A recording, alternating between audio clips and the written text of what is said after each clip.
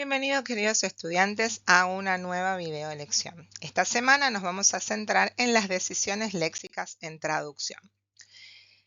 El léxico en traducción. ¿Qué es el léxico? ¿A qué definimos léxico?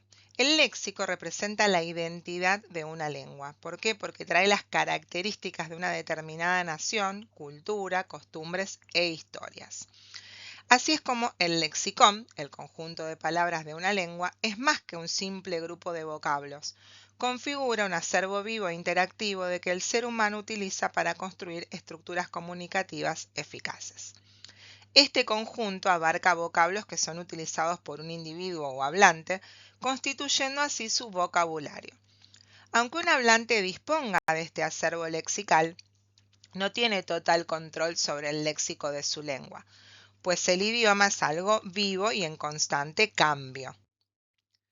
Es de gran importancia tener un gran vocabulario, un buen vocabulario que nos ayude a entender y tener confianza en nosotros mismos, que sea variado, preciso, que se ajuste a nuestras necesidades.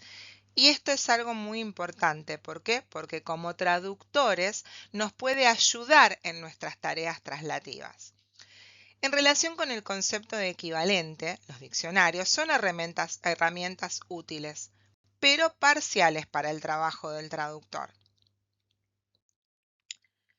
En los diccionarios bilingües generales, inglés-español, a los elementos que no existen o no coinciden exactamente en la cultura de llegada, se les atribuye indistintamente una traducción literal, como en Christmas pudding por pudín de Navidad, una traducción donde se explicita, por ejemplo, hablando de la celebración de Bonfire Night, y luego se aclara el referente. Bonfire Night lo traducen como fiesta que se celebra el 5 de noviembre en toda Gran Bretaña.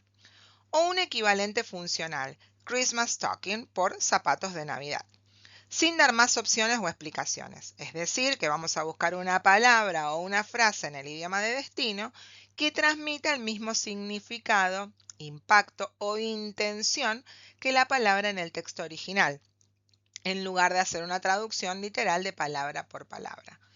Los diccionarios bilingües no incluyen la estrategia de traducción o el mecanismo de formación de palabras que se utilizó en estos casos que acá vimos.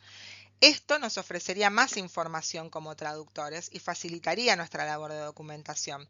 Sobre todo, ¿por qué? Porque nos va a permitir tomar decisiones oportunas según el encargo de traducción concreto, según la finalidad del texto meta, según los conocimientos previos que le atribuimos al lector, etcétera, entre otras condiciones. Por esto es que necesitamos desarrollar nuestra competencia léxica en cuanto a los mecanismos de formación de palabras y las estrategias de traducción para cuando no existe un equivalente. Para algunos autores es importante diferenciar entre correspondencia y equivalente. Una correspondencia léxica son todas las posibilidades o traducciones potenciales que tiene una palabra en otra lengua.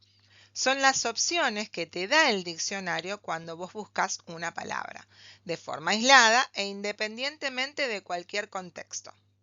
El equivalente, el léxico, es la elección particular que hacemos de entre todas esas correspondencias para usarla en un contexto específico y en una situación comunicativa concreta. El equivalente no existe en el vacío. Existe porque el contexto del texto te va a decir que esa es la única opción correcta para ese caso puntual en esa traducción particular. Como por ejemplo vimos en Christmas Talking que veníamos hablando anteriormente o Christmas Pudding. El ejemplo del apunte lo ilustra a la perfección. Imaginemos la palabra en inglés root. Si la buscas en un diccionario vas a encontrar múltiples correspondencias, como por ejemplo raíz, que en botánica o en biología se usa esa acepción. Pero también podemos encontrarnos con las palabras base o causa, en un lenguaje general se utiliza, como por ejemplo the root of the problem, la causa del problema. La palabra raíz también se utiliza en matemática. Todas estas son correspondencias. Ahora bien, ¿cuál es el equivalente? Esto solo me lo va a poder decir el texto que yo tengo enfrente. Si tu texto original dice "The root and surface of the tooth remain in place", en un texto de odontología, el equivalente a la palabra root va a ser raíz. Ahora, si el texto original dice "The EU's external policy which is at the root of the issue", estamos en un texto de política, el equivalente es base o causa. Como podemos ver, las correspondencias no son intercambiables en la práctica. El traductor analiza el contexto, el objeto o realidad al que se refiere el autor, para transformar una simple correspondencia del diccionario en un equivalente traductológico válido para el encargo de este momento, lo que estoy traduciendo ahora. Existen distintos niveles de equivalencia que logra un equivalente. Tal como establecimos anteriormente, vamos a encontrar un equivalente en los casos en que el concepto original existe en la lengua y cultura de llegada. La situación ideal para cualquier traductor en cualquier ámbito es la existencia de un equivalente total. En este caso, no existe duda de que es la solución más adecuada. Sin embargo, esta situación no se da siempre, ya que incluso equivalentes totales, que parecen sólidos en apariencia, como por ejemplo cheese y queso, pueden variar si el contexto lo exige. Por ejemplo, cuando hacemos una foto, en la lengua original piden a quienes posan que sonrían diciendo cheese. Entonces el equivalente total acá se va a sustituir por el equivalente funcional en la lengua meta, que es whisky. Entonces, estamos hablando de un equivalente funcional cuando se usa una unidad microtextual en la cultura de llegada que cumple la misma función que desarrolla la unidad de la lengua original en su cultura.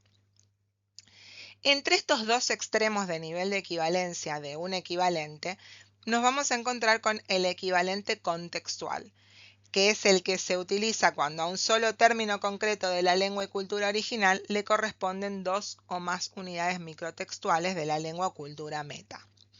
Esta situación puede darse por dos razones: porque el término original es polisémico o debido a que para una única noción en la cultura original existen dos o más nociones en la cultura meta. En estos casos vamos a elegir cuál de los equivalentes disponibles utilizamos de acuerdo a cada contexto de nuestra traducción. La competencia léxica traductora supone conocer la estructura y el funcionamiento del sistema léxico de las lenguas. No se aboga por el estudio de palabras aisladas, sino principalmente en contexto. Esta propuesta se enmarca en una perspectiva discursiva en la que el significado de una palabra se define gracias a la relación que mantiene con las demás unidades léxicas de su entorno. De esta manera, la elección de unidades léxicas estaría determinada en último término, en última instancia, por la tipología textual, por los niveles del lenguaje, por el destinatario, entre otras cuestiones, que están implicados en el proceso de trasvase y dominar su uso con vistas a la comprensión o producción en los distintos contextos. Por tanto, requiere el conocimiento de aspectos lingüísticos y, en su defecto, documentales. La dimensión 1, la forma. Ortografía y reconocimiento. Es la tarea básica de identificar y producir el léxico en el plano oral y escrito en ambas lenguas. La derivación, comprender los procesos de afijación, prefijos y sufijos, añadir morfemas para modificar categorías, como por ejemplo man, manly and manly. Los procesos de composición, unión de dos o más palabras independientes que pueden aparecer por separado, como por ejemplo agua, nieve, lavar ropa. Y la sintagmación, aposición, formación de una nueva unidad léxica por combinación sintáctica, como por ejemplo aula virtual, años luz. Tras el estudio de la forma, el significado es nuestro segundo componente central. Consideramos que un conocimiento profundo de los distintos significados que encierra una palabra se hace imprescindible en un modelo de competencia léxica traductora. El traductor ha de ser capaz de reconocer y captar los mecanismos y captar los distintos significados del texto origen para luego trasladarlos, en la medida de lo posible, a nuestro texto meta. La dimensión denotativa, el significado literal u objetivo. Por ejemplo, astronomer significa astrónomo. La dimensión diferencial, aquel definido por el contraste con otros vocablos. Por ejemplo, chair, rocker, stool, recliner. El connotativo, la carga asociativa y evaluativa que conllevan ciertas palabras, como por ejemplo look, stare o glare.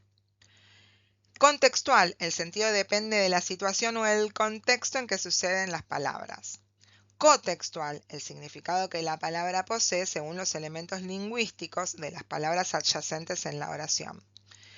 Asociaciones, relaciones paradigmáticas claves como sinonimia, antonimia e hiponimia. Y también podemos agregar el significado metafórico o el sentido figurado que tienen algunas palabras. Por ejemplo, this is not my cup of tea. This is a piece of cake. Los elementos que rodean a las palabras, es decir, el contexto, son fundamentales a la hora de distinguir su significado. El contexto también. Conocer una palabra, saber usarla, implica conocer cómo se emplea en determinadas situaciones. Esto es todo por hoy. Cualquier pregunta los leo en el foro de avisos recientes. Les deseo una excelente semana.